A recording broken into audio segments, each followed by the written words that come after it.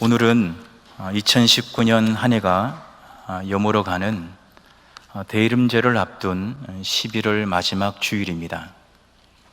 우리는 태양력에 의하여 시간을 가지고 살아가고 있지만 교회력에 따르면 대이름절을 시작으로 신앙의 주기를 시작하는 곳도 있기 때문에 대이름절을 앞둔 11월 이 마지막 주일은 어찌 보면 또 한 번 한 해를 돌아볼 수 있는 그런 유익한 그런 시간에 우리가 자리하고 있습니다. 올 한 해를 이렇게 돌아보면 아픔도 많았고 상실감도 많았으며 여전히 누구에게도 말 못할 내 인생의 짐을 가지고 대림절을 맞이하는 바로 이날에 있는 것 같습니다. 많은 분들을 신방을 통하여 만나보면 근심 걱정 없는 분들이 없고 내 마음의 아픔을 누가 알까봐 숨기는 사람이 있는가 하면 내 마음을 알아주지 못하여서 섭섭해하는 사람들도 있습니다. 예수를 믿고 믿음의 길을 정진한다고 하지만 그러나 내 안에는 여전히 바울이 고백했던 것처럼 선과 악이 다투고 싸우는 것을 날마다 경험하곤 합니다.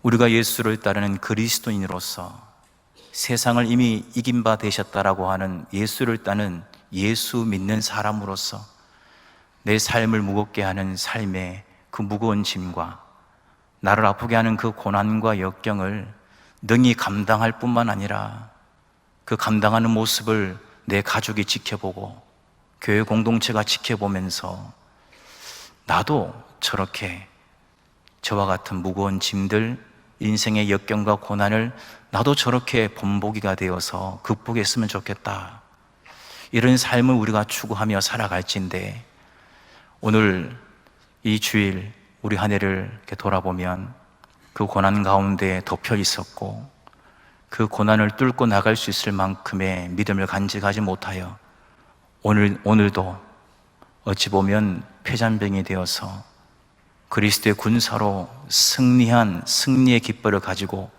부르심에 합당한 예배를 드리지 못하고 여전히 폐잔병이 되어서 주님 앞에 부르심을 받고 있는지도 모르겠습니다.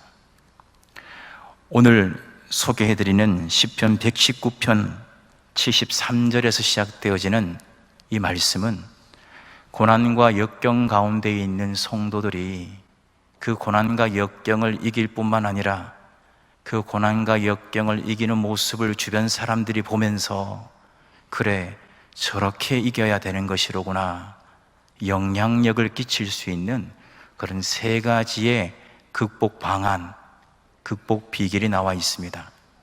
혹시 이 자리에 가정의 위기 가운데 있는, 또 한국교회 위기 가운데 가슴 아파하고 있는, 또 대한민국의 위기와 어려운 가운데 가슴 아파하며 기도하고 있는 분들이 계시다면 오늘 소개해드리는 이 세 가지의 비결을 마음속에 새기시고 이 세 가지대로 실천한다면 하나님께서 능히 이기고도 남을 수 있는 승리, 그리고 그 사람으로 인하여 많은 사람들이 영향을 받아서 하나님이 살아계심을 확신할 뿐만 아니라 더 믿음 가운데 굳건히 서는 그런 역사의 주인공이 되게 하실 줄로 믿습니다. 그런 의미에서 오늘 말씀 읽었는데 우리 73절 말씀을 우리 다시 한번 다 함께 읽는 것이 좋겠습니다. 함께 읽겠습니다. 주의 손이 나를 만들고 세우셨사오니 내가 깨달아 주의 계명들을 배우게 하소서.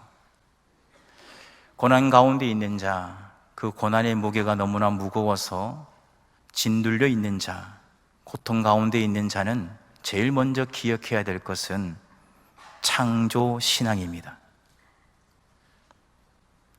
하나님께서 나를 만드셨습니다. 그리고 하나님께서 나를 세워주셨습니다. 진화된 것이 아닙니다.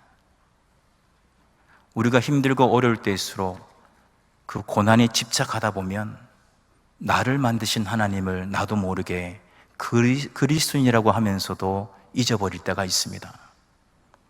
그래서 나를 만드시고 이 세상을 만드신 창조하신 하나님의 음성에 귀를 기울이지 못하고 내 삶을 무겁게 하는 그 고난 깊은 곳에, 그 수렁 속에 빠져서 세상의 이야기를 깨달아 알려고 노력할 때가 있습니다.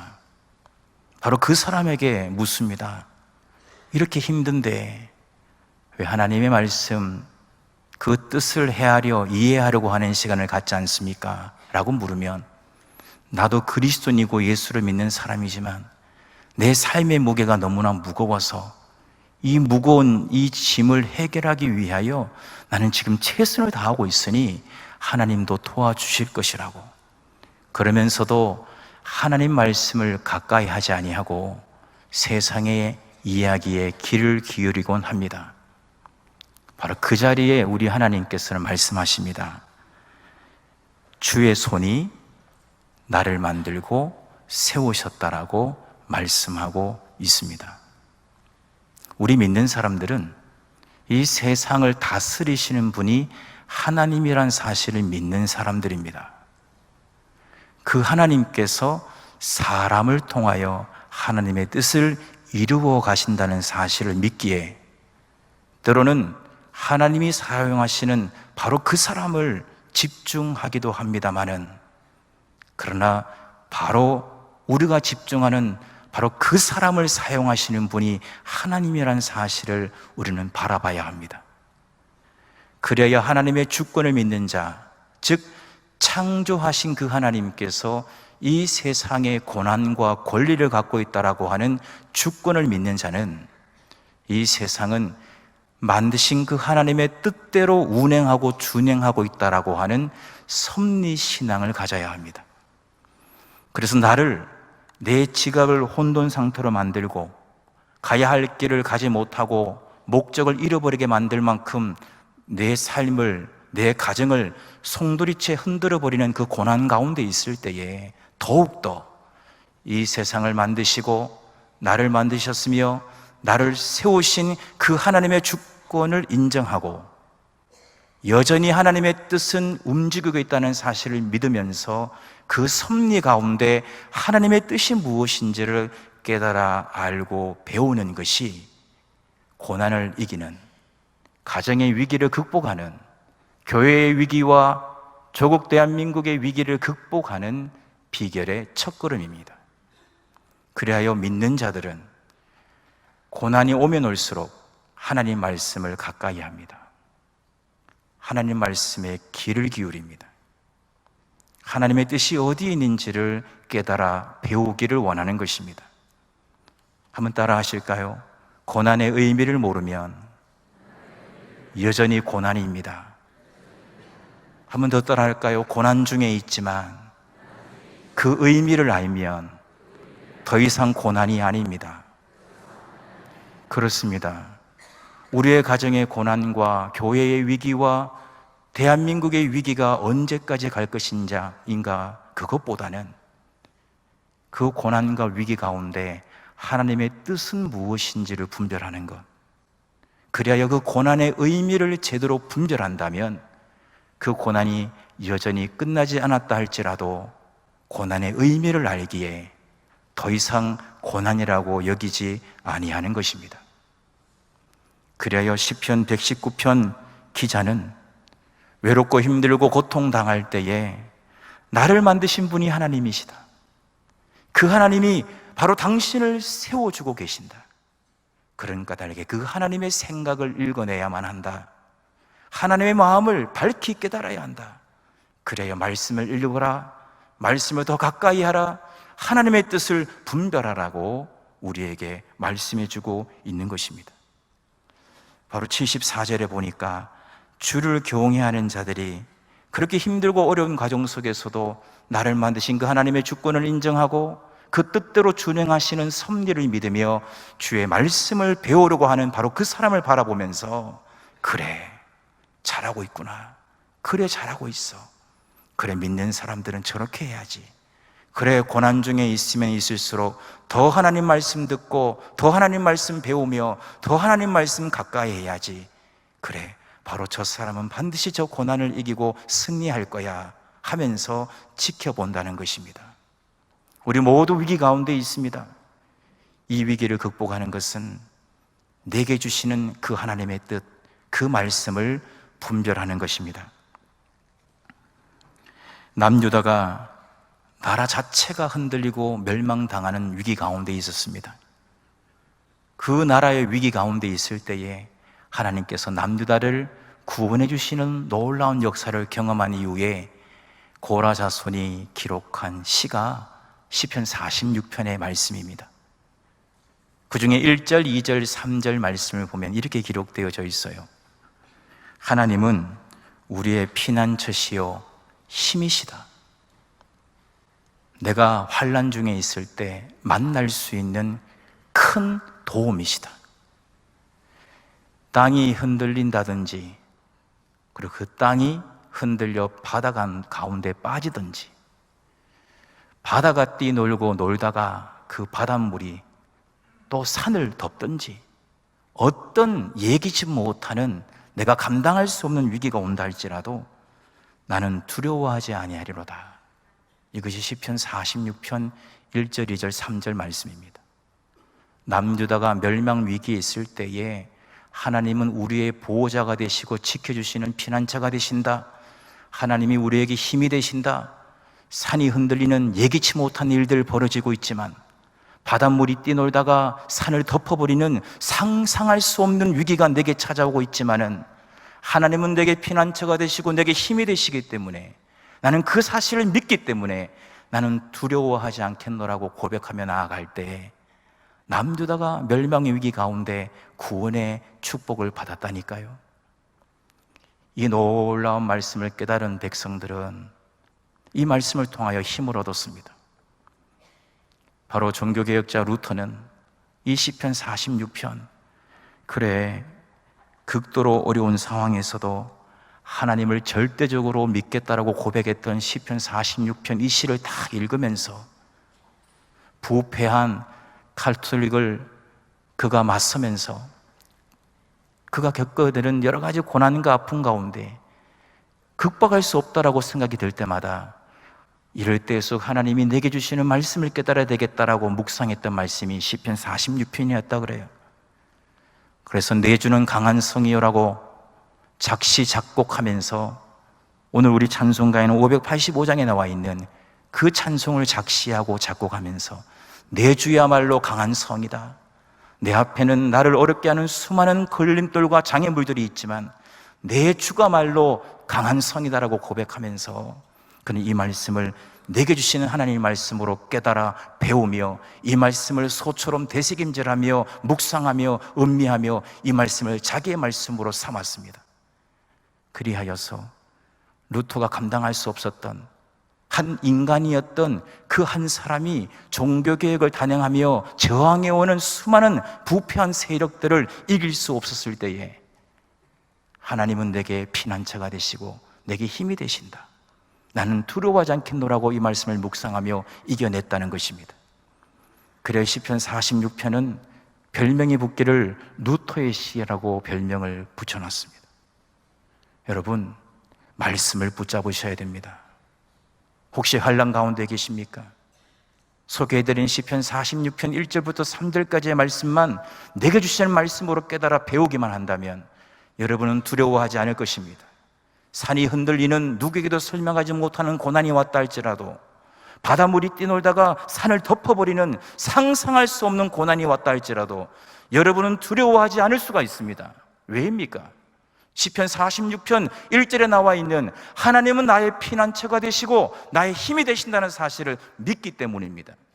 그래야 환난 중에 큰 도움이 되시는 분은 하나님밖에 없다라고 하는 이 고백을 루터처럼 고라 자손처럼 고백할 수 있는 자가 되어 있기에 이 말씀의 주인공대로 모든 고난을 이기게 하실 것이기 때문입니다. 여러분, 이렇게 말씀이 중요합니다. 이스라엘이 바벨론에 끌려가 포로 생활할 때 하루하루가 종살이하며 무슨 소망이 있었겠습니까? 그럴 때 하나님은 뜻이 있었습니다. 하나님의 약속의 땅 가나안 땅으로 다시 회복시킬 것이다. 그러나 그들이 처해 있었던 종살이는 너무나 고달팠기 때문에 내일이 다 소용이 없었어요. 오늘이 중요했습니다. 오늘 하루하루 살아가는 것이 힘들었기에 내일이 무슨 소용이 있는가? 오늘이 중요했습니다. 그러나 하나님은 그 이스라엘 백성을 향하여 뜻을 갖고 계셨어요. 내가 너희들을 회복시켜 줄 것이다. 회복시켜 줄 것이다. 너희의 미래는 저주가 아니다. 너희의 미래는 재앙이 아니다. 너희의 미래는 소망이다. 지금은 종살이하고 있지만 걱정하지 말아라. 내가 너희를 향한 소망과 비전은 다음과 같다. 이사야 41장 8절에 이렇게 말씀하고 있어요. 나의 종도 이스라엘아, 내가 택한 야곱아, 나의 벗 아브라함의 자손아, 내가 땅 끝에서부터 너를 붙들며, 종살이하고 있는 하나님의 백성들에게 희망이 한 조각도 없는 저들을 바라보면서 이렇게 말씀하시는 것입니다. 저 땅 끝에서부터 너를 붙들며 땅 모퉁이에서부터 너를 부르고 내게 이르기를 너는 나의 종이야. 너는 바벨론의 종이 아니야. 너는 만군의 여호와 하나님의 종이야. 내가 너를 택하고 싫어하여 버리지 아니하였도다. 포로 생활했던 이스라엘 백성들은 그랬나 봐요. 하나님이 우리를 싫어한다고, 하나님이 나를 버렸다고, 하나님이 우리를 좋아하지 아니하시고 싫어하신다라고 그렇게 하소연을 했나 봐요. 하나님은 그 음성 하나 놓치지 아니하시고 지적하십니다. 내가 너를 택하고 싫어하여 버리지 아니하였도다. 그러면서 유명한 말씀 이사야 41장 10절 말씀이 진행됩니다. 두려워하지 말라. 내가 너와 함께함이라. 놀라지 마라. 나는 너의 하나님이 됨이라. 내가 너를 굳세게 하리라. 참으로 내가 너를 도와주리라. 참으로 나의 의로운 오른손으로 너를 붙들리라고 말씀하셨습니다. 종살이하고 있었지만은 그 고난 가운데서도 그 민족을 향하신 하나님의 뜻이 무엇인지를 이 말씀을 통하여 마음속에 깨달아 안 자는, 힘들 때마다 힘들다, 죽겠다, 미치겠다 한 것이 아니라 두려워하지 말라. 내가 너와 함께함이라 하셨어. 놀라지 말라. 나는 너의 하나님이 됨이니라고 말씀하셨어. 굳세게 하리라. 도와주리라. 붙들어 주리라고 말씀하셨어. 그래, 고난 중에 있지만 우리를 향하신 하나님의 뜻은 우리를 도와주셔서 회복시켜 주시는 것이야. 고난 중에 있었지만 하나님의 말씀을 깨달아 배우고 익힌 이스라엘 백성들은 고난 중에서도 하나님 말씀 붙잡고 소망 중에 있은 까닭에 하나님의 약속의 땅 가나안 땅으로 회복이 된 것입니다. 여러분 선택하셔야 합니다. 고난 중에 계십니까? 누가 그 고난을 알아주지 못하여 섭섭하십니까? 혹은 그 고난을 알까봐 염려되십니까? 하나님의 말씀을 붙잡으시기 바랍니다.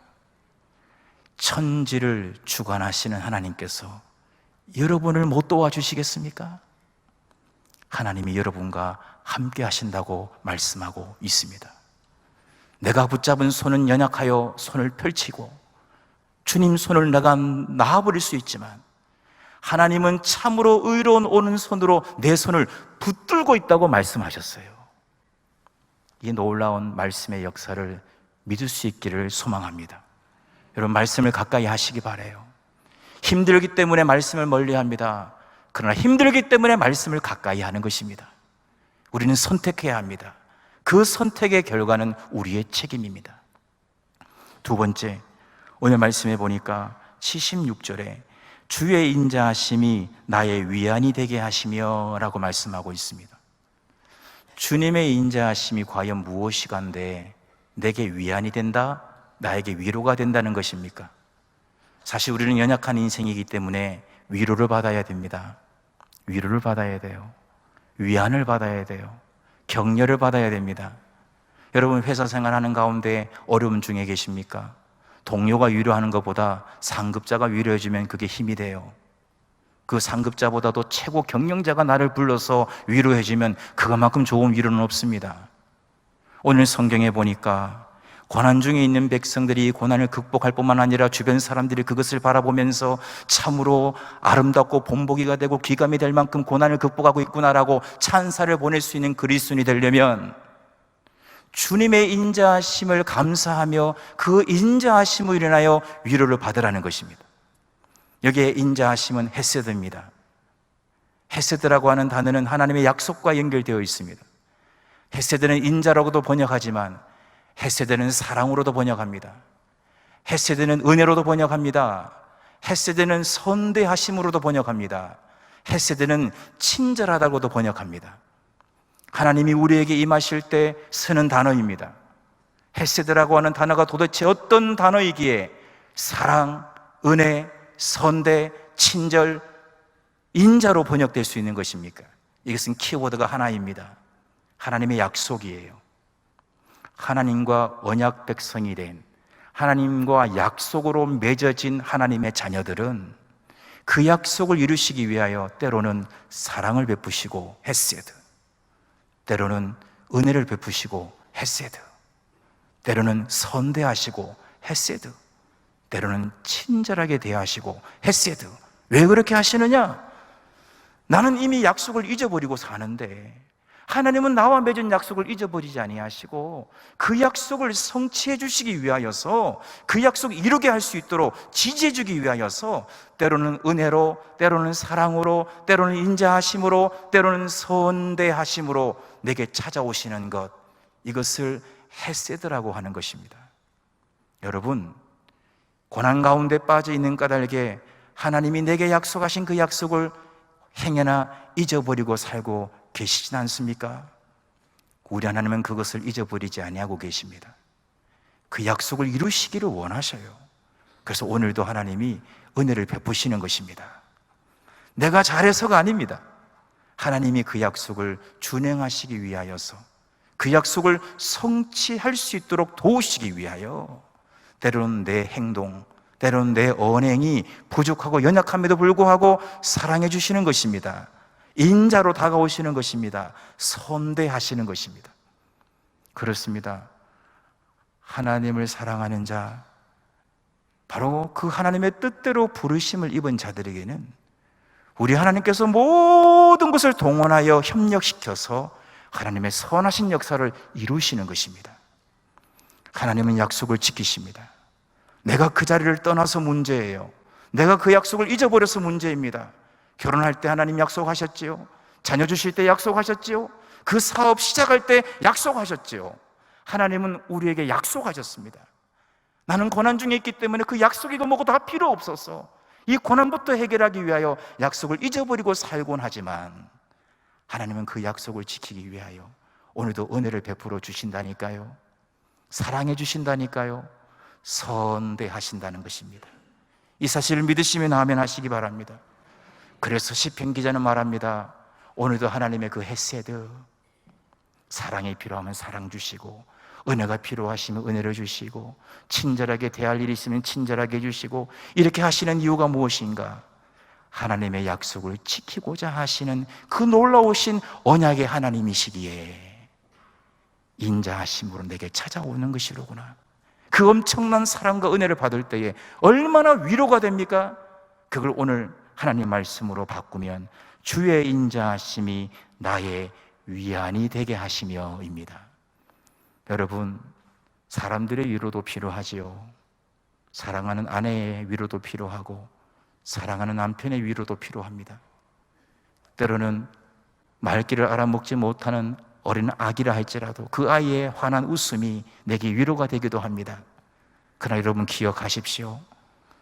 나조차도 잊어버렸던 그 약속을 지금도 잊지 아니하시고 최선의 땀을 흘리며 일하시는 여호와, 성취하시는 여호와, 그 하나님이 언약을 지키기 위하여 지금도 사랑 베풀고 은혜 베풀고 있다는 사실을 기억한다면 그만큼 큰 위로는 없습니다. 한번 따라 하실까요? 하나님이 나를 좋아하신다. 하나님이 내게 필요한 것을 정확하게 맞추어서 은혜로 부어주신다. 이 사실을 믿으면 얼마나 위로가 됩니까? 바로 시편 기자는 그렇게 고백하는 것입니다. 주의 인자하심이 나의 위안이 되게 하시며, 세 번째는 77절에 나와 있는 주의 긍휼히 여기심입니다. 하나님이 나를 불쌍히 여겨주셨기 때문에 내가 살게 하소서. 하나님이 나를 불쌍히 여겨 주시기 때문에 나는 살게 될 것이다 라는 것입니다. 예수님의 수제자 베드로는 예수 그리스도를 죽은 자 가운데서 부활하게 하심으로 말미암아 우리를 거듭나게 했다, 그래야 산 소망이 되었다, 이 엄청난 은혜를 주셨다라고 고백하기 전에 예수 그리스도가 죽으시고 부활하심으로 말미암아 다시 태어나는 거듭남의 축복, 그리고 산 소망을 경험하는 이 놀라운 축복이 어떻게 시작되었느냐? 예수님의 제자 중에 제자였던 베드로가 기록한 베드로전서 1장 3절을 보면 하나님의 많으신 긍휼대로 이렇게 되어 있어요. 하나님이 우리를 불쌍히 여기시는 마음이 너무나 크고 많아서 그 불쌍히 여기시는 마음이 어떻게 결과를 만들어내느냐? 예수 그리스도를 이 땅에 보내셔서 그를 십자가에 죽게 하시고 부활하게 하심으로 말미암아 나를 다시 태어나게 하셨다는 것입니다.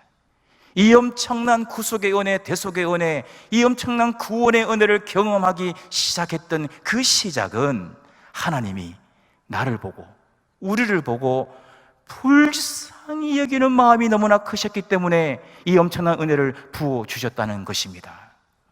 예수님의 수제자 베드로만 그렇게 고백한 것이 아닙니다. 이방인 선교사 제1대 선교사였던 바울도 고백하고 있습니다. 에베소 2장 4절에서 7절 말씀에 보니까 이렇게 되어 있어요. 허물로 죽은 우리를 그리스도와 함께 살리셨고, 허물로 죽을 수밖에 없는 우리를 그리스도와 함께 살리셨고, 그러면서 하는 말이 너희는 은혜로 구원을 받은 것이라. 우리의 허물로 죽을 수밖에 없는데 그리스도와 함께 살아나게 되는 것이 은혜인데, 이 은혜를 어떻게 받았느냐?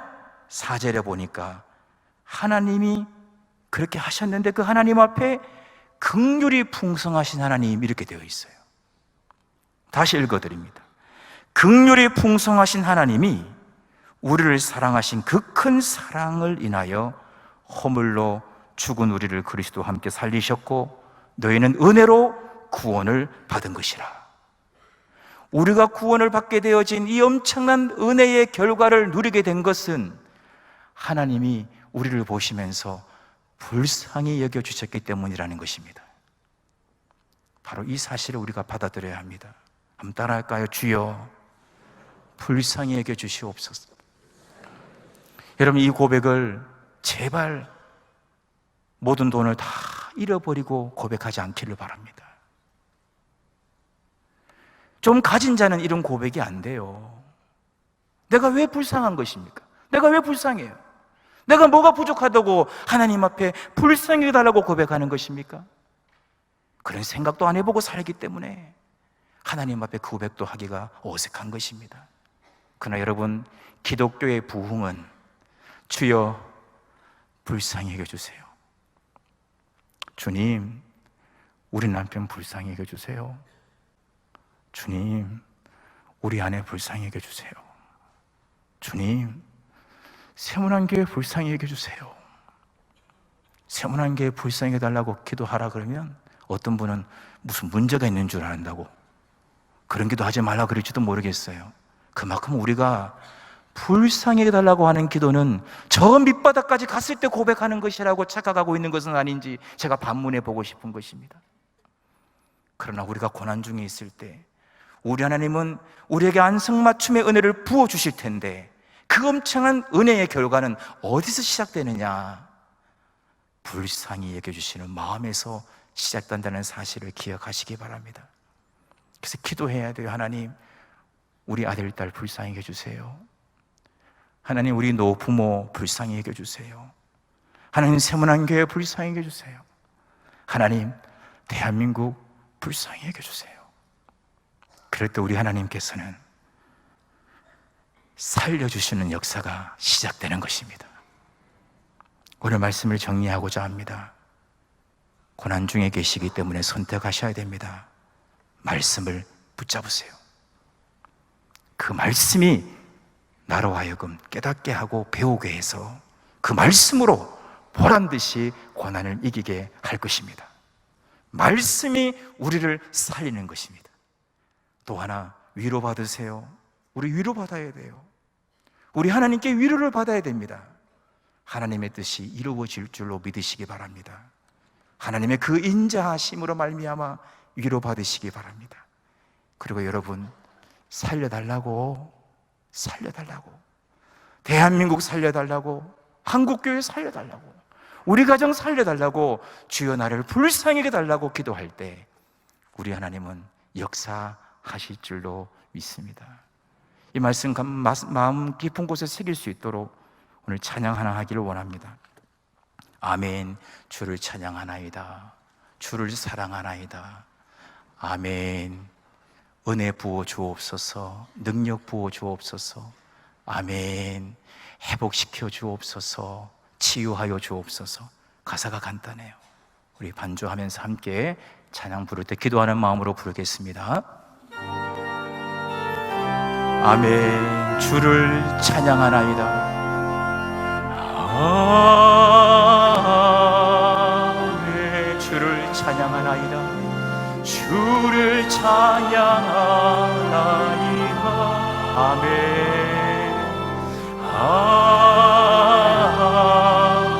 주를 사랑하나이다. 주를 사랑하나이다. 아멘. 은혜 부어 주옵소서. 은혜 부어 주옵소서. 은혜 부어 주옵소서. 아멘.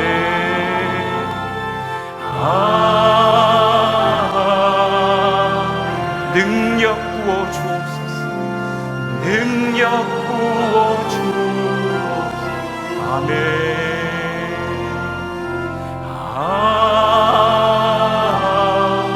회복시켜 주세요. 회복시켜 주세요. 회복시켜 주옵소서. 아멘.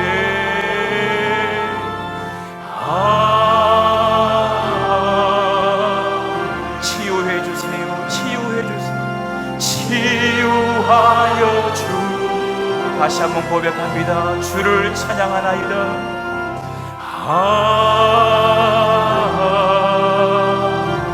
주를 찬양하나이다. 주를 찬양하나이 전심으로. 아멘. 아멘.